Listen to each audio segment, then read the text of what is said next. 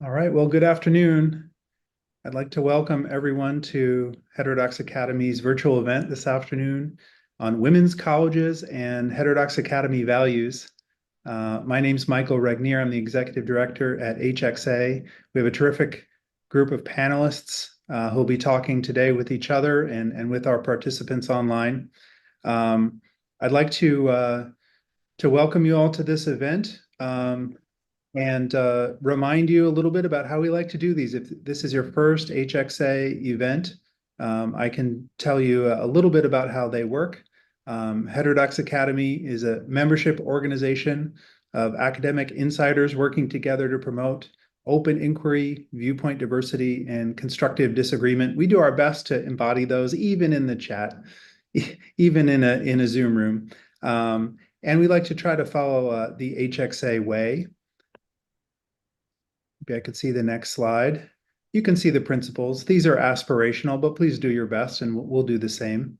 Logistically, as we talk today, we'll ask you to take advantage of the technology. Use the Q&A box to ask questions for our panelists, or if you see a great question that you'd like to hear the answer to, give it an upvote in the Q&A, and that'll help us surface as many of the questions as we can during our time today.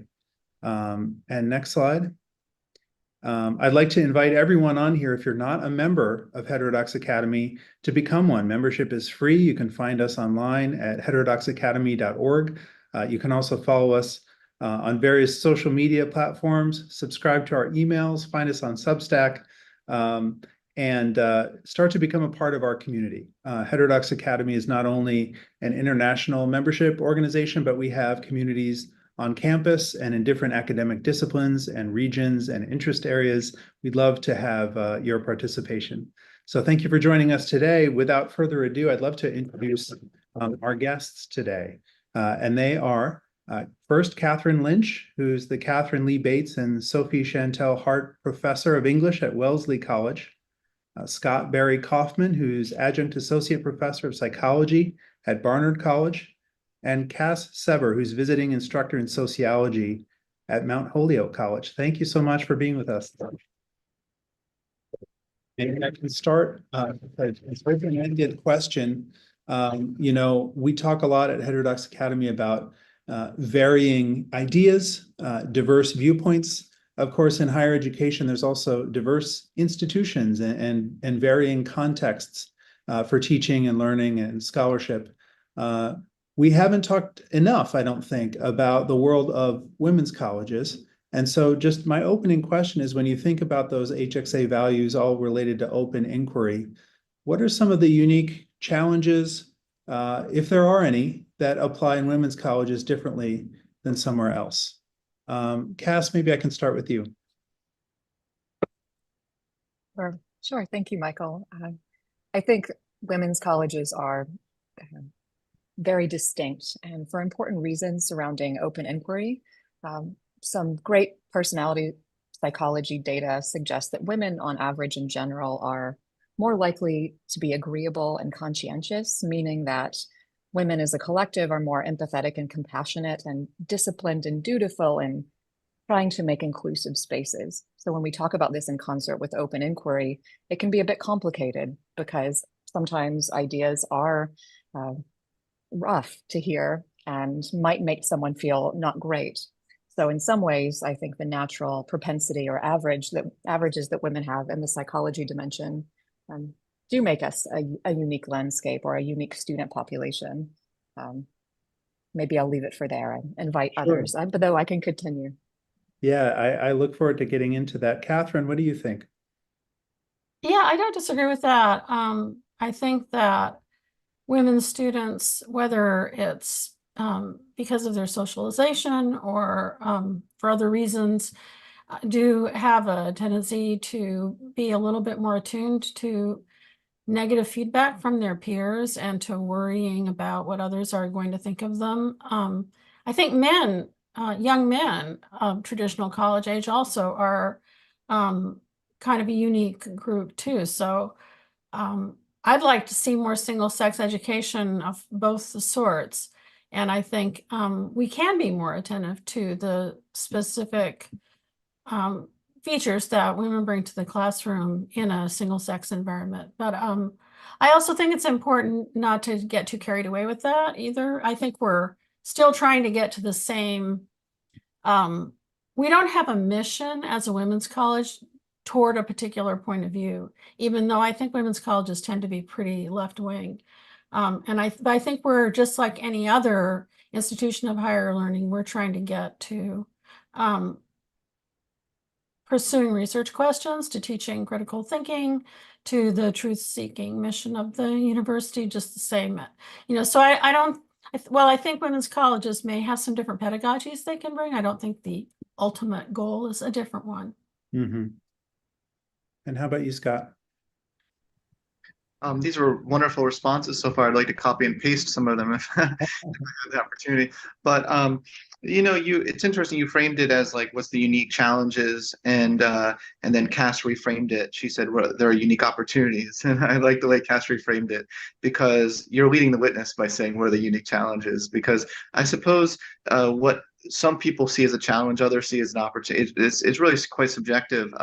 If you think that the world needs more communities of people who are inclusive, agreeable, all the things that Cass said, that's an amazing opportunity. If you're the type of person who thinks that is what's ruining our country, as some people think, then that's definitely a unique challenge. And there's split opinions on the value of certain traits. So traits aside, there's also the question about what should be the goal, or the highest order of value. And I totally acknowledge and understand Heterodox Academy is like on team truth as like #1 hierarchy value. And Jonathan Haidt, who's a dear personal friend and colleague of mine, is on team truth as the highest hierarchical value. But as I said to him in a debate I had on Columbia's campus a couple years ago, I think there's room at the top for both truth and justice. And that was such a controversial thing I said. It caused an uproar. But I think there's value for the kinds of things that people in the arts do, the things that the kind of truth seeking that is a different format than there's the kind of truth seeking in the sciences using the scientific method. With all that said, I'm obviously on team truth too. I'm just ending this in an improv way, and you do see it. Just to conclude my opening here, you do see a big difference on women campuses. If I look at Barnard and then I walk to the main campus of Columbia, you do see differences in interest, and large majority of Barnard students are very, very interested in social justice. It's like the overwhelming interest, and the question is what to do with that, so thanks for having me here. No, thank you, and thank you for pointing out potential bias in my question. I will say I would not say Heterodox Academy members are all agreed on that sort of famous claim about the hierarchy. We've actually hosted a lot of different sort of takes on that, so I appreciate your bringing another one. I'm curious about maybe the history. Maybe we can zoom back a little bit for a moment. I don't know in detail the history of women's higher education in America, but I do have a sense that it may have been responding to a certain set of needs, challenges even, in the past that may look a little different now. And Kathryn, maybe I can start with you on this one. You've had an illustrious career, let's say. I've been at Wellesley a long time. What kinds of changes have you seen, and both in the students that you teach, but also like the larger social context that women's higher ed fits within? Well, I started at Wellesley in 1983. So the Ivy League schools had already gone co-ed by that time. And there was sort of a crisis for women's colleges in the early 70s when Radcliffe sort of was absorbed by Harvard, when Yale started taking women as well as men. And some of the women's colleges went co-ed at that time. So Vassar was co-ed, and Radcliffe ceased to exist in its previous form. I don't know if you feel like Barnard is threatened by its women's status is threatened by being so close to Columbia or not. I'm interested to hear you compare the two institutions. But over the last 50 years or 40, I've been at Wellesley for 41 years. Over the last 41 years, I think women's colleges, Wellesley anyway, has become more attractive to prospective students. Our admit rate has become more selective. I feel like we don't have to apologize as much now as we might have had to do at an earlier time about being a single sex institution. I know a lot of women's colleges have gone out of business, and that's still happening. But those that are thriving, I think we feel pretty confident and comfortable in our role in the higher education scene. Wellesley is about to celebrate its 150th anniversary. Clearly, when Wellesley was founded, there were not the same opportunities for women as there were for men. And it was really important to have institutions where intellectual women could be taken seriously, as Wellesley is the only women's college never to have been headed, never to have had a male president, for example. And almost 100% of the faculty were women at the beginning. So we have a long storied history of really supporting women's education. And I don't think we've lost our mission. But as I said before, men are suffering in higher education right now. It's harder to get into college as a woman because there aren't as many highly qualified young men applying to college as there used to be in comparison. When I went to Stanford, in the early 1970s, it was still 2/3 men. And, that's just not the case anymore in the higher education landscape. So I actually would love to see more men's colleges start to exist too, because for the same reasons that it's an advantage to have only one sex of women in your classroom, I think it could be the same. And it certainly has been in high schools. So I'm not sure if I just got too off track in answering your question, but No, not at that's all. sort of where I sit in the history. Yeah.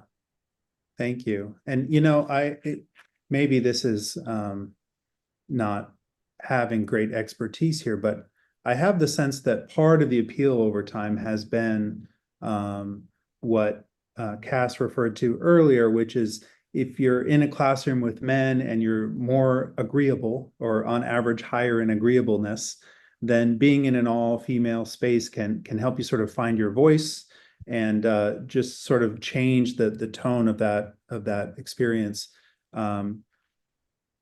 Cass, if I can come back to you, does that still hold today, or what are some of the change? I mean, you don't have decades in the classroom, but how does that compare, or that idea compare to sort of what you experience on campus? Part of my work is on psychic harm, or this idea of trying to suggest why suddenly we're feeling harmed by words, ideas, mannerisms, right? Which of course has huge significance for all of us here, and we all care so much in an environment of open inquiry. But in terms of transition in the college space, my work partially suggests that some ways of thinking out of gender studies, say in the 70s, we might have heard of them, like socially situated epistemology, feminist epistemology. These things have bled out into different fields. And I think for us at women's colleges, we see that more and more in different types of spaces. And those sound like something like this. And Scott, I hope you don't mind me using you as an example, but I could say, I as a woman have a certain perspective as someone who has suffered historic marginalization potentially. And if Scott says something that upsets me, I could say that he is harmful to me and he couldn't possibly understand it because I have a unique perspective as a woman. So we could partially see how that has ramifications for free speech, because in a way I could shut Scott down. If I don't agree with him and feel as though his language is harmful, I could just say, no, you don't have the right to speak here. And so in terms of landscape shifting, I think that probably has shifted across higher ed, and we've seen it across spaces. It doesn't matter what sort of college, but particularly in an environment of women's colleges, I would say that my students are more likely to engage in women's studies classes. And of course, this is cross disciplines. And I've been in another women's institution, and that was a bit of the same there. So I think different ways of thinking have been institutionalized over the past few decades in ways that perhaps make open inquiry a bit challenging in that direction. Certainly there are opportunities surrounding that as well. We could think of who is most marginalized when we don't have open inquiry. That could be maybe a finer point of discussion down the line. But I hope that gets at your question a little bit. Yeah. Sure does. Scott or Kathryn, would you like to speak to that point? Oh boy, I just think that's such a wonderful question. Who is most marginalized when we don't have open inquiry? That could be a whole other. Well, there's a really interesting article came out on the New York Times. Yes, I said the New York Times the other day, arguing that are conservatives, the minority, the marginalized community, the most prominent marginalized community on campuses now.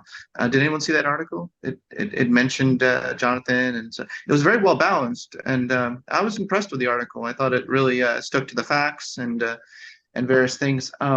So anyway, I thought of that when Cass asked that question: who is most marginalized when we have an open inquiry?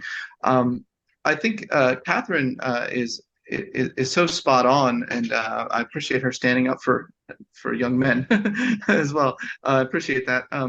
I had Ruth Whitman, who just wrote a book about being a boy mom, on my podcast, and she makes the case that that it is no longer it was valid, but it is no longer valid to call the title male privilege from the ages of 6 to 17 actually is not a valid construct anymore. Males don't have a privilege in those age ranges. If anything, they have more suicide, more lots of things. So she made that argument very logically, coherently, and based on data. And I was kind of blown away because I hadn't even thought of that, that we would go that far, to say like she's put a more, So I think we need to be up on the latest data and really have one limitation of not having open inquiry is that the strongest voice wins, and the most confident person who just says things not based in data wins. And that is, to use their phrase, that is problematic as I see it when you have that sort of situation.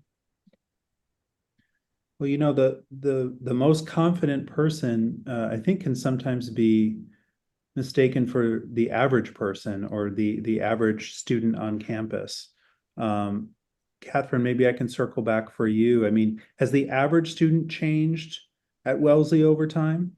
When people hear that I've been teaching for 41 years, they always ask me the question, how have the students changed? And the unusual students have changed. The loudest students, the kind of more extreme students have changed over time a lot. But the basic student, the majority of the students, the student who isn't the first one to talk in class, but is thinking and working hard and really challenged by intellectual questions, still loves to read, wants to ask questions in class, that student is the same. I feel like there's more continuity than there is difference between the students that I started out teaching. Of course, they view me differently. I've gone from being, a big sister to a grandmother, but they still, they still get excited about the same interesting questions in the texts that we're reading. They still want to talk with their friends about they do their schoolwork and come to class prepared. They're a thrill to teach. And I feel like those students, those intellectually hungry students, don't get enough play in our culture. because we're busy talking about the students that have been damaged in one way or another, or that have embraced some extreme position and are making a lot of noise about it. And there's still a lot of students who are just 18 to 22-year-old, sometimes older, young women who are hungry for knowledge and excited about reading Beowulf. So I think we need to listen more to the middle of the group and not just to the ones that want to make a lot of noise. Yeah, here. Well, we have a nice group online listening, and we've got a few questions. I just want to encourage our panelists, though, don't wait on me. Jump in wherever you'd like, if you want to build on an answer, or you want to move on or raise another point.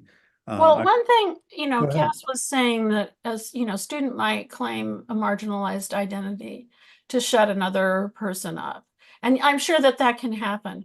But that's not the main way that I see the women in my classes being silenced. Not so much by an overt challenge from another person that, tries to silence them through challenging their identity, their ability to speak on a topic, like saying you're a man, you can't talk about that.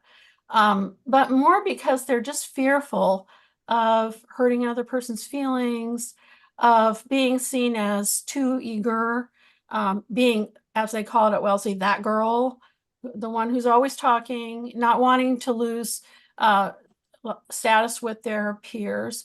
And I don't know, unfortunately, I do think women are worried more about that sort of loss of social status. And social media makes that problem worse, because something might happen in the classroom that you don't think it's going to carry on afterwards, but students get on each other about it over social media, and they are worried about losing face with their peers.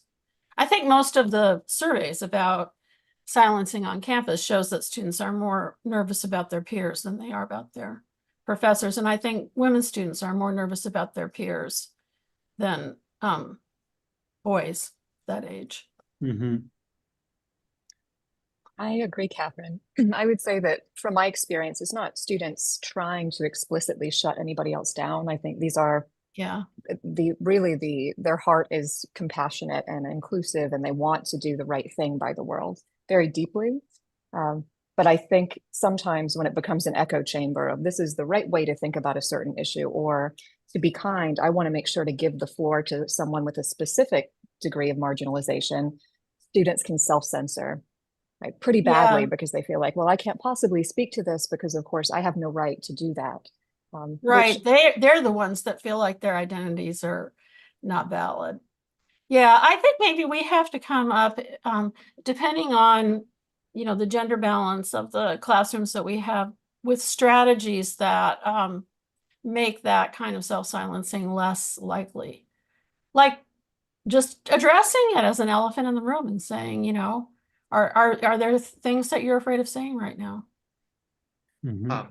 Yeah, I'm concerned about something else that could happen with all-female colleges, which I've witnessed, is that in general, I'm not into tribalism in a certain way where you have like an us versus them mentality. And I think what can happen, and this relates to I'm piggybacking on your echo chamber ideas that you're talking about, because you start to actually, there's a lot of anti-male sentiments that can come around an all-female college, especially, essentially anyone can be accepted into the school but anyone identifying as male. So if you think about it, you're allowed to have I heard the phrase penis owner the other day, so I'll use that phrase. You can be a penis owner, but if you identify as female, you're allowed to go to that school. So basically anything that's female is good. Anything that even is male is bad, and that sort of dichotomy concerns me, because it just does create this kind of and especially in certain classes, like I know for a fact there's some critical gender classes that explicitly teach how men are the problem in society today, and how, maybe that's true. By the way, maybe that's true. But I'm just saying, being taught that, has got to do something to your being taught that, and being in a bubble with all just females has got to do something to your psyche.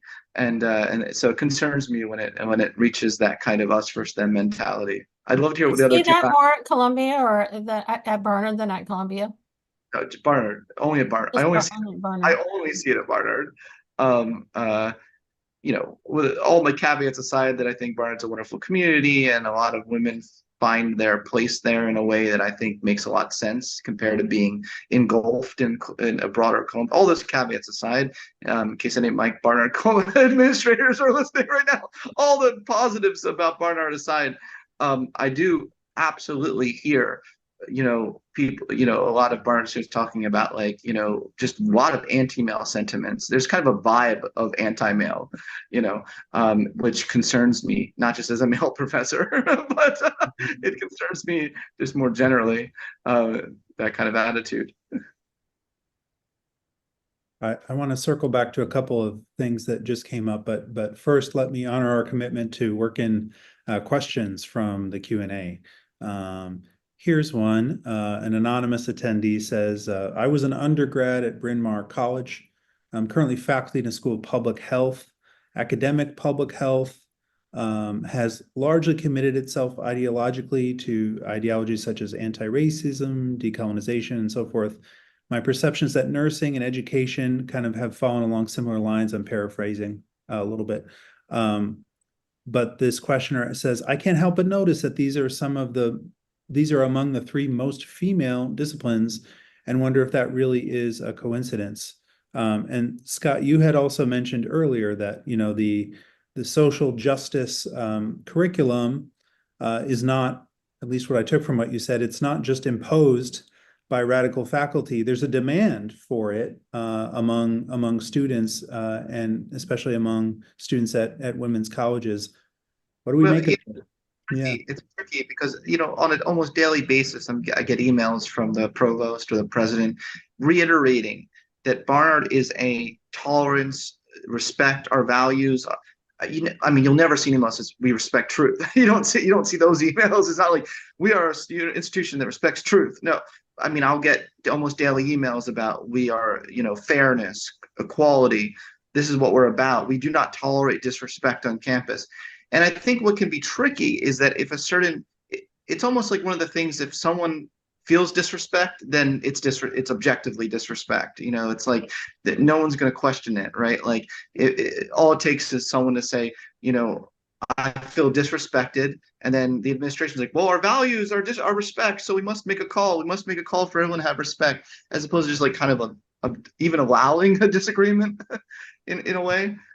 So yeah. You're just making me think that I don't think I've ever seen an email like explicit that was like, here our value is truth seeking, and I don't think I've ever seen that. Right. And Cass, I think you referred to this, but there is a growing amount of evidence suggesting that, when you talk to faculty about which controversial positions they would want to shut down or things like that, there are significant differences from male to female faculty in the direction of women, and especially younger women, being more willing to censor, so to speak. Yeah, yes, from the faculty side, is that the question? Yeah. I think so. I think especially now that we have younger crops of faculty, that a lot of us, and I can throw myself in the category of young faculty, but I think a lot of us went through the education process, say the PhD process, especially perhaps in the social sciences. I'm not quite sure. Of course, I can't speak to STEM and the like, but trying to be more inclusive and trying and perhaps adopting some of those ways of thinking toward wanting to do right in the world and bring that into the classroom. And I've noticed that in my own colleagues, and I don't think there's anything malicious at all, but in relation to open inquiry and truth, you can start to wonder, for me at least, how appropriate is it to bring a certain view into a classroom, even if we believe that this is the quote right thing to do because of the power we hold over students. Mm-hmm. Let me Wellesley's motto, the motto today seems to be something like women who will make a difference in the world, but the traditional Latin model for Wellesley College is not veritas or anything like that. It's non ministrari sed ministrare, which means not to be ministered, but to minister under others, or not to be served, but to serve others. And even though it's a very, radical institution for its time in the late 19th century, that's a really female way of thinking about your role in the world, that you need to be selfless and you need to take care of other people and not yourself. And I just, I wonder, maybe I have no way of empirically proving this, but the culture is so deep in some schools that have been single sex from the beginning that they pick up the social justice gestalt more easily maybe than a school that started out with its motto being veritas. Mm-hmm.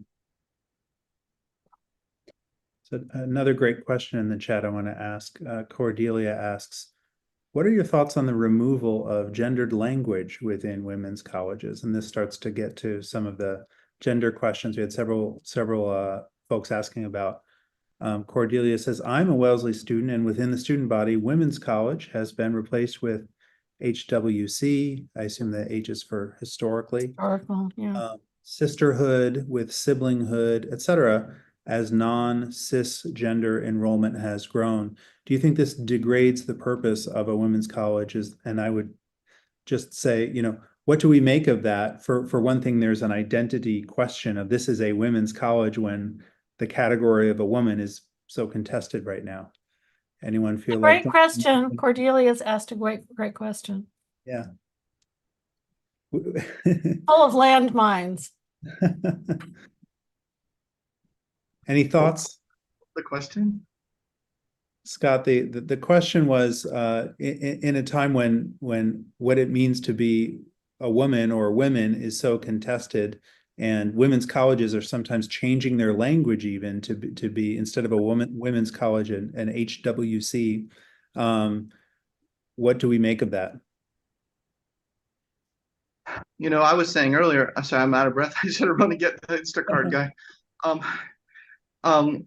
It's interesting because it feels like I don't think there's explicitly anti-male. You're not going to say it explicitly, but there is something that's trying to really protect the feminine against the masculine. And I think it's becoming more and more inclusive of anyone who's on Team Woman, if that makes sense. Just identifying as a woman. And I don't know what to make of this. I'm just saying I'm trying to point out it's like I see that pattern and it's interesting. I'd love to hear what others think if that's a good thing or a bad thing, but it's just something I've noticed. I feel like there's things that I used to be able to talk about in my classes that I can no longer talk about, that have to do with the lives of embodied women.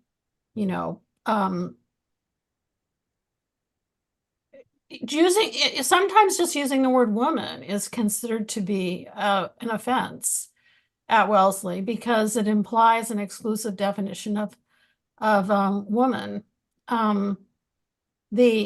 Another example to add to the ones that Cordelia mentioned is a movement on our campus not long ago to change the Latin word for our alums from alumnae to alumni, which I thought was just peculiar because that's the masculine default. So we are going to go all the way from being a rare place that has the feminine pronouns as the default to an institution that suddenly is using the Latin masculine to describe our alums. I mean, that's how far you can slip pretty fast. And I don't think of Wellesley as being an historical women's college. We're still a women's college. The day might come when we start to open up admissions to both sexes, but that day hasn't come now. So I don't know why the students are so eager to abandon the traditional women's college. I mean, I guess I know why, but I don't agree with it because I think that a woman's life is different from a man's life. That doesn't make a woman, doesn't put a woman in necessarily a disadvantaged position. But for example, I once broke a class off a number of years ago to really lay into the students because of their procrastination. And I said, maybe you're not all going to have children. Maybe you don't want to get married and have children. But if you do, and you want to combine having a family and having a professional life, you're going to have to get your acts together. And you're not going to be able to just, turn your papers in late and, not get your work done. I would never, ever say that now in a class, because the number of assumptions that would be wrapped up in that conversation, even though I disclaimed that everybody was going to want to have a professional life and a family life. But let's face it, the wage gap comes in when women have children, and women only are the ones who have children. And they are the ones who go through pregnancy and childbirth and breastfeed. And they're the ones who get knocked off their career tracks at that time.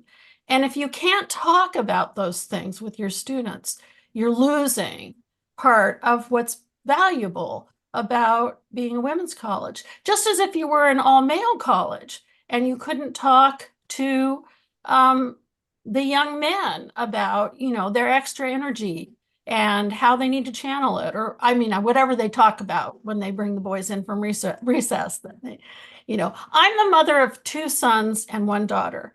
I'm also the grandmother of 2 sons and 1 granddaughter. I've seen, boys and girls grow up, they're different.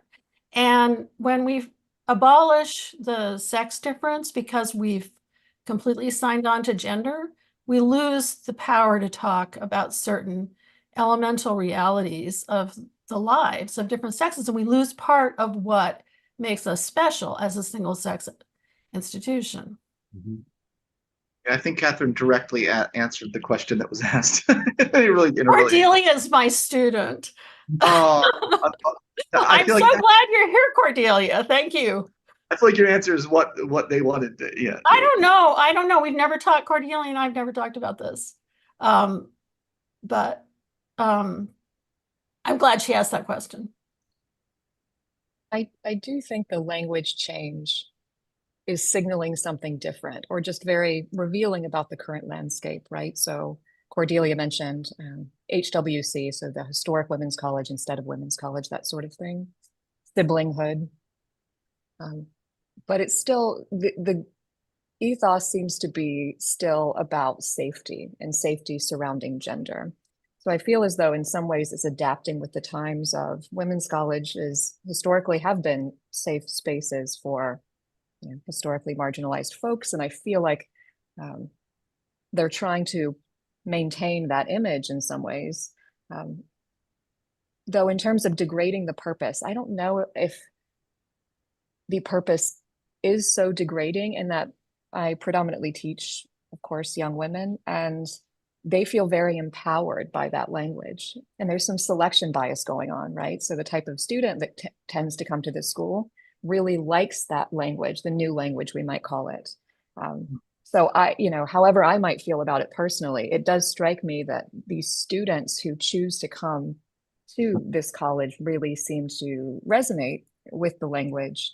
But I've also noticed that to the degree that women's colleges and the word women's colleges do matter, I find that international students are still finding us as a women's college and choose and select for us in that light as well. So I wonder if we're serving both populations with the language change, given especially the market turn of the university and us all advertising ourselves as something. It is interesting because the language change seems to be an effort as well to put under the rug real biological differences that exist. And I think this is what Kathryn was getting at to a certain degree. That whole area of reality is being covered up, I would say, on college campuses in a way, in the spirit of what one could argue is a good spirit. One could also argue it's not a good spirit, but yeah, but regardless, it's happening. And As a scientist, I find that problematic. Who, as a scientist who's interested in the science of biological sex differences and personality, I think that that's problematic. We have a couple of questions in the chat that would take us more back toward the practical kind of instructional questions here. So maybe I'll just mention two of them. Ryan asks, to Cass's earlier point, how do we denormalize the hegemony of standpoint theory? Is this a large part of the truth/justice dichotomy that seems to hold sway? And what I take from that is, okay, we see this trend at least some women's colleges. Is there something to be done about it? And then Corey asks, do women's colleges have methods/culture that actually lead to more truth-seeking, citing the work of Clark and Weingard on Sex in the Academy, wherein women are more hesitant to publish robust findings depending on their temporal/cultural implications. So I think those are both varieties of the question. Okay, so been at this for a while with women, seeing these trends. Are there ways that at least some professors are addressing them, counter-programming, or just kind of customizing what goes on maybe in the classroom? Cass, would you want to tackle that one? Sure. I think, yes, there are certainly ways to speaking at them. And it relates to an earlier question too, of simply asking who is most marginalized when we don't have open inquiry. Usually, at least I have the practice of feeling like we really have to teach the students in front of us, however we think about whatever the atmosphere is now, that whatever I say has to be in a way that students can hear and receive the information. And for me, it is asking, okay, so if we have this environment where speech is harmful and we let that go on, who is disadvantaged? And since, as I shared at the beginning of the call, these are students who are very empathetic and they're horrified by the idea that they could be causing inequality in what they're doing. So if we can bring the conversation back to the idea of inequality, of, okay, how can we be inclusive in this way? And so from my work, I can list certain groups that are more marginalized, like folks from non-Western cultural backgrounds is an easy one. The working class, folks who are older, all of these things, that really speaks to what they care about. And a lot of students in Mount Holyoke in particular reflect that they choose Mount Holyoke for social justice.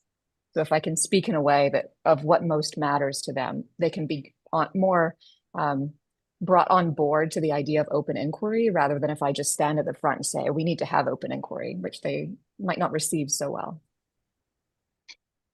Yeah, I don't want to go on a detour, but I'm just absolutely fascinated why demographic information is the number one thing for marginalized, and like you don't often hear like neurodivergency. You don't often hear like, for instance, less attractive people are discriminated so much more than attractive people. Like that's a thing. Height. There's and of course I think autism and lots of people who and then of course viewpoint diversity, which is the whole thing. That's your whole thing, Michael. So yeah, viewpoint diversity. But how come that all that stuff doesn't tend to be discussed as much as more of like gender or race? Why is there not a fuller? Do you know why, Cass? Neurodivergency is another one that we could easily say people who can't quite make sense of interaction are of course going to suffer in a speech landscape where you have to be very careful and full of landmines, right? Mm-hmm. I think they're more used to thinking about themselves, especially in sociology, in terms of categorical identity. So they don't think about things, I don't think, as much as height or, though I have heard of things like pretty privilege and things like that, of not so much used in terms of, I don't see those as elevated ways to self-censor, though, I suppose, as much as I do the visual cues around obvious identity, gender, race, that kind of thing. But it seems like Scott's question or objection is actually could be a great intervention in a class of young people who are interested in social justice issues, like asking them why, do they think these things are of equal weight in troubling hierarchies in our society. You know, like Yeah. get them talking about that.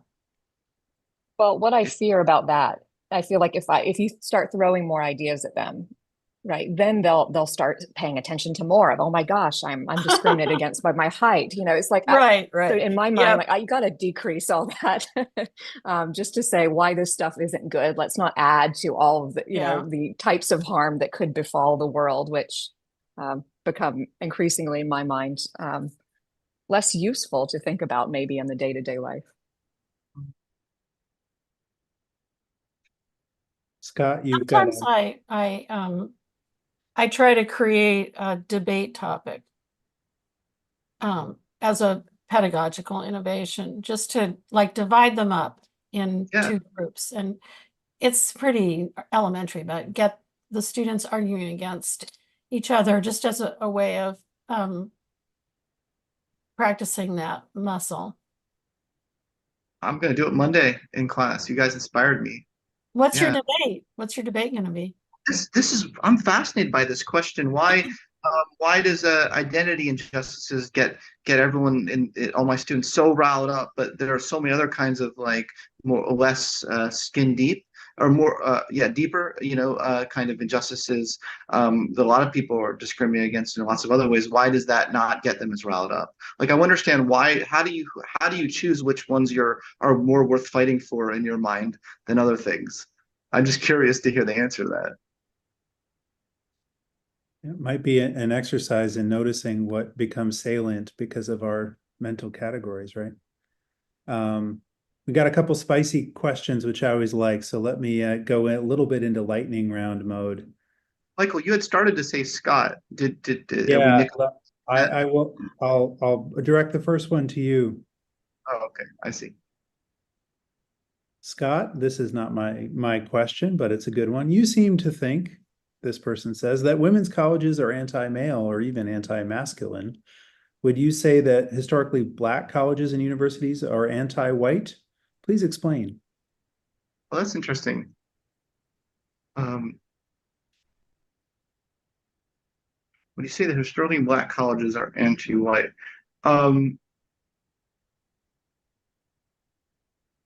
what a damn good question. I think there definitely, just as there is potential, I was trying to make a point that I think that one potential bias we have to be careful of in creating a situation where everyone, you know, rallies around a similar identity, is that we can have a us versus them mentality. And I would absolutely say that there are examples of that running amok in historically Black colleges. Absolutely. Black Panthers, you know, like there are definitely examples of it reaching a level that becomes anti-white. So I only brought up my point to say that there is a potential for that to happen in women's colleges for sure. Mm-hmm. Couple of questions came in about tenure. One is, has tenure been made redundant by our own self-censorship? As a young career scholar, the unwillingness of tenured faculty to speak freely is frightening. And someone else says, if I heard this right, 2 of the 3 of you are not tenure track. Can we, I presume that means HxA, get no tenured or tenure track people from women's colleges to even talk about heterodoxy? I have tenure. You Come on, Kathryn has tenure. I don't think the point is to grill all of you. I will say we're vulnerable to the opposite if we program it in the opposite way. People will say, why don't you include the voices of younger scholars? But there's a serious point behind that, which is, well, first of all, if you don't have tenure and you're joining in conversation and speaking very freely, all the better for you. We appreciate it. But also, is this sort of a topic? Let's say this were a panel at a women's college. Would we be shouted down? Is this kind of colloquy that we're having right now sort of beyond the pale, or maybe that's kind of an exaggeration and really that comes from reading too many headlines about the outliers? Kathryn, what do you think? Well, having tenure has definitely made a huge difference in my career and my willingness to say unpopular things, which I do pretty regularly. And I believe that if tenured faculty are thinking things and not saying them because they are afraid, they are undeserving of their tenure. They should, that's what tenure is for. And if you're not going to use it, you shouldn't have it, and we shouldn't have it. I hope that many of my colleagues are willing to not self-silence. I fear that there is a lot of pusillanimity on college campuses from both tenured and non-tenured faculty. I think that's a problem. I don't know how to solve it. It's a scandal that there are not as many positions anymore that have the freedom of tenure at the end. Yeah, I think the rise of adjunct faculty labor has really far-reaching consequences. But at the same time, we see tenured faculty who don't use their tenure. So maybe we'll have to put you in the running for the Use Your Tenure Award. Oh, you're going to have that. I just made it up, but it sounds like it sounds good. We're running a little short on time. We've got about 5 minutes left. Often these conversations go back and forth. There's a point that you wanted to get in about the conversation, or sort of a last thought. Panelists, I'd invite you to do that. Cass, is there anything that you'd like to share as we start to wrap up?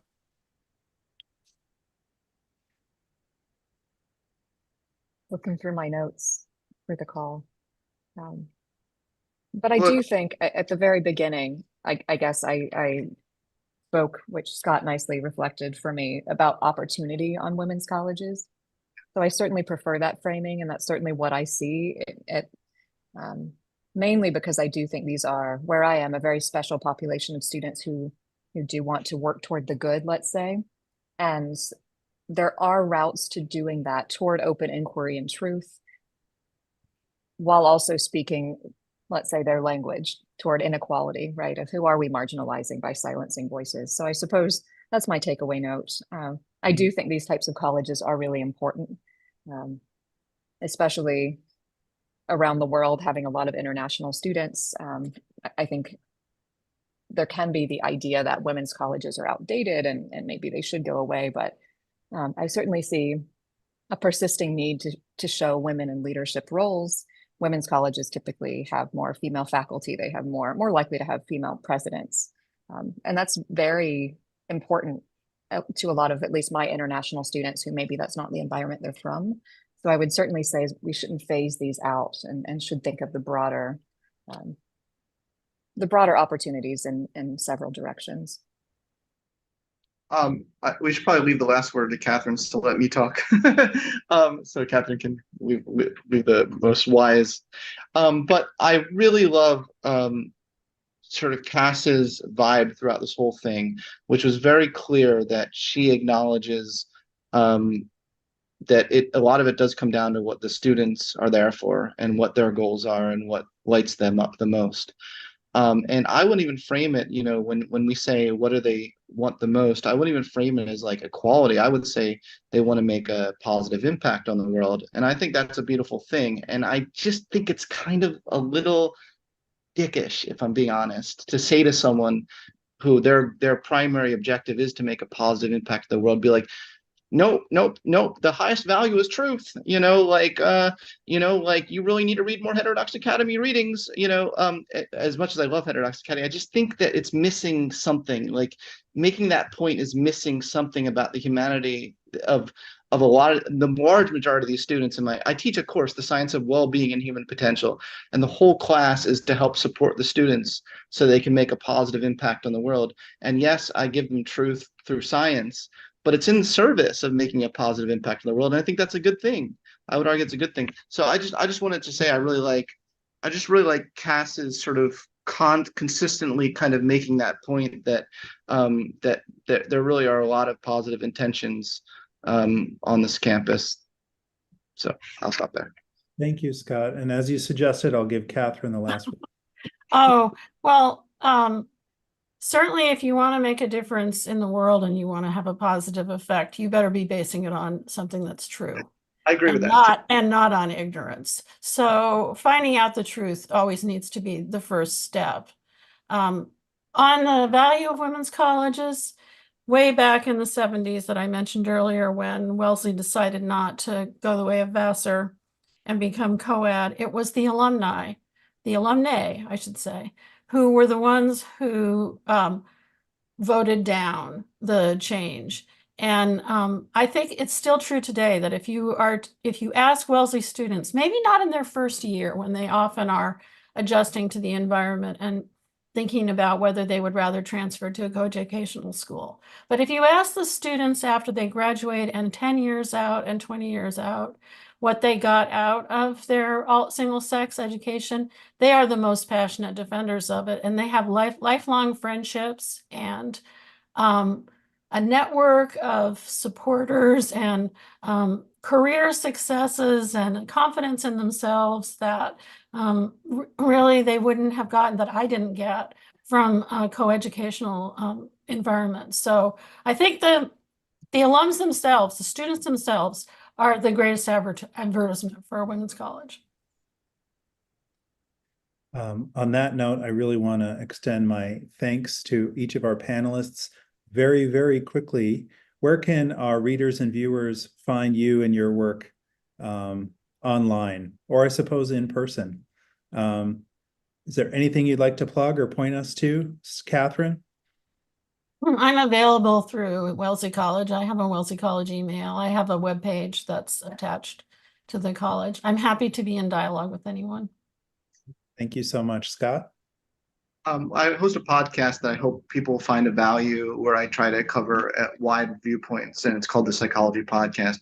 Please do not come to my office. Please stay away. That has happened before. Random people coming to my office hours and kind of stalking me. So let's not do that. It's a parasocial relationship. Cass? There's a lovely link in the chat, I think, to my faculty bio, which also has my email, but I'll also put in the chat a link to a recently published article on psychic harm, which I mentioned, of why is perhaps the animating question is, why is there suddenly this desire to seem marginalized? That's my attempt to answer that question theoretically and with some in-depth interview data. So I'd love you to take a look. And if you want to email me about it, I'd love to be in dialogue with anybody. It's a good paper.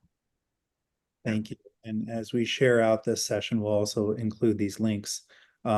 Again, thanks very much. If you've been with us this afternoon and you'd like to be a part of more conversations like this and action and research and collaboration, I hope you'll consider visiting heterodoxacademy.org, becoming a member. We have wide viewpoint diversity within our membership. We'd love to have you and your perspective included. I'll also note that calls for proposals are out for our HxA conference in New York this June. So if something sparked your research interest and you'd like to plan on presenting, we'd love to hear from you about that too. Thanks very much, everyone. Have a wonderful afternoon. Take care. Thank you, Michael. Thank you.